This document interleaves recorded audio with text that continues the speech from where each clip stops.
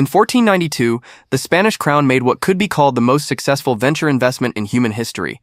With just an amount equal to the annual wages of a little over 100 sailors, they unexpectedly pried open the age of exploration and handed Spain a century-long sun never sets empire trial card. So here's the question. How did the stroke of genius investment actually happen? How did a project already stamped as unreliable by both the King of Portugal and his panel of experts end up getting the final green light from the shrewd Catholic monarchs of Spain? Today, let's break it down. Columbus's mistaken yet fateful voyage was, at its core, a national gamble. Columbus, a man from Genoa, Italy, born into a family of weavers.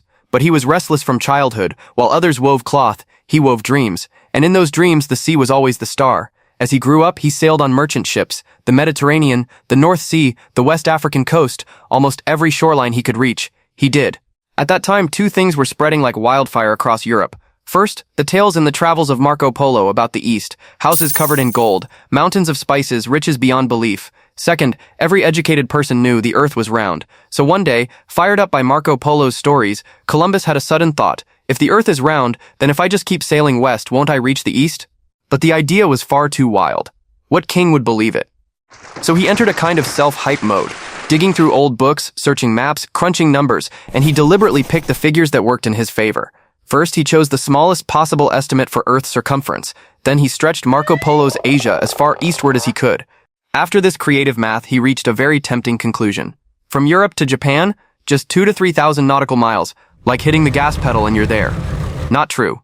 In reality, the actual distance was more than 4 times what he calculated, but to him, that didn't matter. In his mind, this wasn't a gamble. It was a fast track to wealth and glory. Now he only needed one thing, a king willing to buy into his story. Columbus's first stop was Portugal, which made perfect sense. At the time, they were the #1 in the sailing world, and King John II himself was a hardcore navigation enthusiast. The entire nation was backing a state-level project, sail south, round Africa, and reach the east. Columbus thought, my westward shortcut is even better, right? This is in the bag. So brimming with confidence, he presented his perfect plan to the king, while also demanding sky-high rewards. I want to be admiral of the ocean, governor of any new lands, and I want 10% of all profits. The result? Instant rejection. John II didn't dismiss him outright, but handed him over to the Royal Committee of Experts. That committee was packed with top mathematicians, astronomers, and map-makers. They looked at his proposal and poured cold water on it. Sure, the Earth is round, but your math looks like it was taught by a PE teacher. Using the most accurate numbers available, they recalculated. The real distance was over 10,000 nautical miles, impossible with the ships and technology of the time. This isn't exploration, it's suicide. Portugal was already all in on the southern route. Dias would soon round the Cape of Good Hope, so there was no reason to gamble on a shortcut born from bad math. John II politely turned him down. Interesting plan, but maybe another time. For Columbus, it was a devastating blow. If even the king who knew sailing best didn't believe him, who else possibly would? To make matters worse, his wife soon passed away. Heartbroken, he left Portugal with his young son and drifted south into Spain. He may have only been looking for a place to settle his child, but unexpectedly another door was quietly opening. Here, he stumbled into a crucial connection. A friar at the La Rábida monastery, Antonio de Marchena. This man not only understood astronomy, but also admired Columbus's streak of mad determination. Without hesitation, he recommended him to the Spanish crown. So, 2 years later, in 1486, Columbus finally stood before Spain's dual monarchs, Ferdinand and Isabella. By then, he was no longer the overconfident navigation hero who had strutted before Portugal's king. All he had left was one dream, and his tongue. But he knew exactly how to pitch the vision. To King Ferdinand, he painted the picture like this. Go west, break Portugal's monopoly, open a new trade route, and rake in gold and spices. To Queen Isabella, his message was different. This is a holy mission to spread the Catholic faith. Millions of souls will be saved. Together we will build a Catholic empire greater than Rome. It was a 1-2 punch, wealth plus faith, perfectly tailored to what each monarch wanted to hear. But Ferdinand and Isabella were no naive pushovers. At that time, Spain was fighting the final war to reconquer Granada. They had no money and no energy to launch a risky sea venture. Still, rejecting him outright was dangerous. What if this madman pulled it off and England or France got the prize instead? So Queen Isabella pulled a clever move. Your plan is interesting, we'll study it further. She set up a commission of experts, forcing Columbus to defend his idea again and again, submit papers and wait endlessly. Meanwhile, they gave him only a tiny living allowance and a token title of royal servant. Basically, they locked in his option at minimum cost, making sure he couldn't defect to another court. That study dragged on for 6 whole years. 6 years, my friends. Columbus went from hopeful to broken, and the committee's final verdict was, in theory maybe, in practice impossible. Better give it up. By the end of 1491, he was completely crushed. He mounted a mule and decided to try his luck in France. But almost at the exact moment he left, Spain captured Granada. The war was over, and the entire nation erupted in celebration. The treasury had money again, and the crown could finally look outward. Columbus's fate was suddenly pulled back to the table. Luis de Santangel, the royal finance chief, urgently advised the queen, "Your Majesty, the war is finished. We finally have some spare funds. Backing this guy costs us little more than a banquet, but if he succeeds, that's an empire.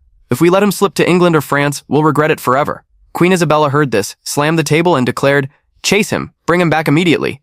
In April 1492, both sides signed the capitulations of Santa Fe, and Columbus finally got the titles he had dreamed of: Admiral of the Ocean, Governor of New Lands, and a 10% cut of all profits. Sounds incredible, right? But reality check, the crown only gave him a tiny bit of seed funding, nowhere near enough. Historians later estimated the monarchy's contribution covered maybe half the costs at best. The rest, Columbus had to figure out on his own. With the world-changing contract in his hand, Columbus quickly hit a wall. Where were the ships? The money? The men?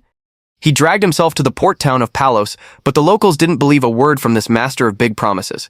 Just as everything was about to collapse, an angel investor appeared. The powerful Pinzon brothers, local sailing magnates, decided to step in. The elder, Martin Alonso Pinzon, had money, ships, and credibility. He looked closely and said, "High risk, yes. But the upside? Massive. I'm in." They didn't just put up funds, they contributed 2 ships, the Pinta and the Nina, and even joined as captains themselves.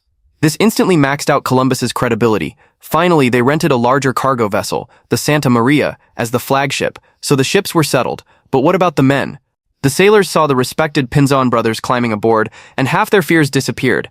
Add in 3 irresistible perks: high pay, a cut of the spoils, and royal pardons for criminals willing to join, and Columbus scraped together about 90 brave or desperate souls.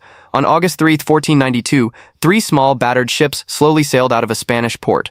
Columbus stood at the bow, gazing at this fleet cobbled together from dreams, shabby financing, local partners, and a bunch of gamblers. In his hand, he still clutched that same belief, wrong, but unshakable. The rest of the story you know. They drifted for more than 30 days before finally sighting land on October 12, 1492. To his dying day, Columbus remained convinced he had reached the Indies, never realizing he had stumbled upon a brand new world. For Spain, this investment became one of the most successful venture bets in human history. For a mere sum equal to a little over 100 sailors' yearly wages, about 1.4 million maravedis, less than 0.2% of the crown's annual revenue, they financed the fleet that discovered the New World. Soon, waves of adventurers followed Columbus's route. Gold and silver poured in, Spain grew rich overnight, and the empire launched into nearly a century of global dominance, the age of the empire on which the sun never set.